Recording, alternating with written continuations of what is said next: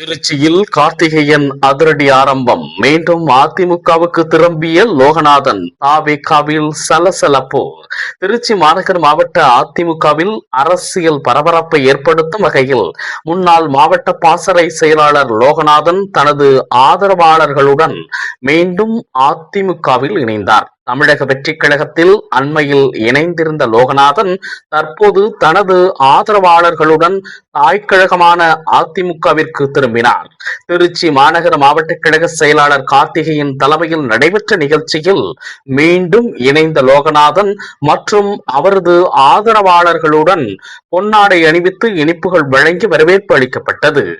அதிமுக பொதுச் செயலாளர் எடப்பாடி கே பழனிசாமி அவர்களால் அண்மையில் திருச்சி மாநகர மாவட்ட செயலாளராக கார்த்திகேயன் நியமிக்கப்பட்ட நிலையில் அவரது தலைமையில் நடைபெற்ற இந்த இணைப்பு நிகழ்ச்சி வட்டாரத்தில் முக்கியத்துவம் பெற்றுள்ளது.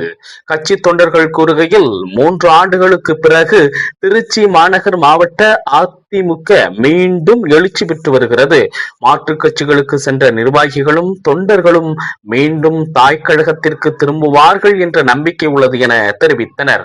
மேலும் கார்த்திகேயன் தலைமையில் திருச்சி மாநகர் மாவட்ட அதிமுகவில் புதிய அரசியல் நடவடிக்கைகள் தொடங்கியுள்ளதாகவும் கட்சி நிர்வாகிகள் தெரிவித்தனர். இந்த நிகழ்ச்சியில் மாநில, மாவட்ட, பகுதி மற்றும் வட்டக்கழக நிர்வாகிகள் பலர் கலந்து கொண்டனர்.